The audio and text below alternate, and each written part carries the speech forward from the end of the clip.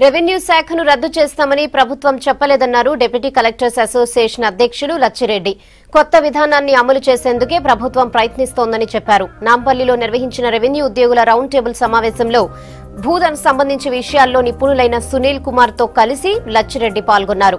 Conclusive titling, guarantee title insurance 3 విధానాలు అమలైతే రైతుకు భూ యజమానికి భరోసా కలుగుతుందన్నారు సునీల్ కుమార్. రెవెన్యూ ఉద్యోగుల్లో అభద్రతా భావాన్ని తొలగించేందుకే ఈ సమావేశం జరిపామన్నారు. అన్ని శాఖల్లోనూ అవినీతి ఉందని, ఇకపై రెవెన్యూ శాఖలో అవినీతి లేకుండా చేస్తామన్నారు.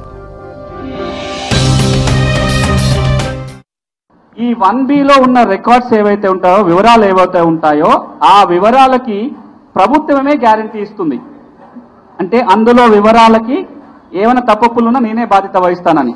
Conclusive titling, guarantee title insurance, ఈ 3 విధానాలు కనుక అమలు జరిగినట్లయితే భూ యజమానికి, రైతుకి ఒక భరోసా ఏంటంటే ఈ పలానా కాగితం నా దగ్గర ఉన్నట్లయితే ఇక నేను ఈ భూమికి యజమానే, నా భూమి ఎక్కడికి పోదు అనే ఒక భరోసా భూ యజమానికి చేకూరుతుంది. అది మనం ఈ రోజున ఇవ్వలేము. రెవెన్యూ వ్యవస్థ ఎంత పకడ్బందీగా 100% పనిచేసి రోజుకి 24 గంటల బదులు 48 గంటలు పనిచేసినా మనం ఇప్పుడున్న వ్యవస్థలో ఇది సాధించలేము. ఎందుకంటే అలాంటి చట్టాలు మన దగ్గర లేవు. టైటిల్ గ్యారంటీ వ్యవస్థ కనుక వస్తే నిర్ణీత కాల వ్యవధి పెడతారు. 1 year, 2 years, 3 years, అంతకంటే ఎక్కువ మించి ఉండదు.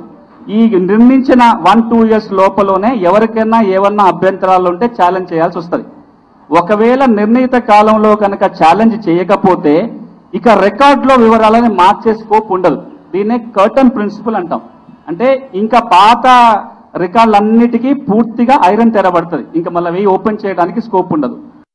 వివిధ పత్రికల్లో, మీడియాల్లో మరియు సోషల్ మీడియాలో వస్తున్న కథనాల మీద రెవెన్యూ ఉద్యోగులందరూ కూడా ఆందోళన చెందుతూ ఉన్నారు. అవన్నీ కూడా వందంతులని మేము పూర్తి స్థాయిలో ఖండిస్తున్నాం. రెవెన్యూ ఉద్యోగుల్ని ఏ శాఖలో కలపట్లేదని మాకున్న పూర్తి సమాచారం. రెవెన్యూ ఉద్యోగులు ఏ శాఖలో కూడా కలపరని కూడా తెలియజేస్తూ రెవెన్యూ ఉద్యోగులందరూ కూడా ఆందోళన చెందవద్దని ఈ మీడియా ముఖంగా తెలియజేస్తున్నాం. అదేవిధంగా రెండోది, ఏదైతే కొత్త సంస్కరణలు చట్టాలని మనకి ఇప్పుడు వచ్చిందో, కొత్త సంస్కరణలు తీసుకొస్తారంటున్నారో వాటిని పూర్తి స్థాయిలో స్వాగతిస్తాం. ఆ సంస్కరణలో భాగంగా ప్రతి ఉద్యోగి బాధ్యతతో పాటు మమ్మల్ని కూడా భాగస్వాములు చేయాలని కూడా కోరుకుంటున్నాం. మేము ఒకటే విన్నపిస్తున్నాం.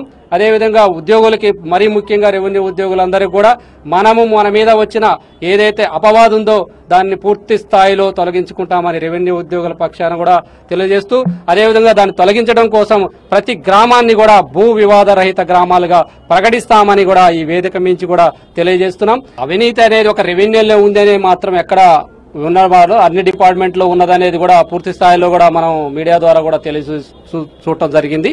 ఒక్క రెవెన్యూలనే మాత్రమే ఉందని ఎక్కడ కూడా రాలేదు. అట్లాంటిది ప్రభుత్వం ఏదైతే రెవెన్యూ డిపార్ట్మెంట్లో పూర్తి స్థాయిలో లేకుండా చేస్తామని మా ఉద్యోగ పక్షాన, మా సంఘాల పక్షాన కూడా మేము హామీ ఇస్తున్నాం.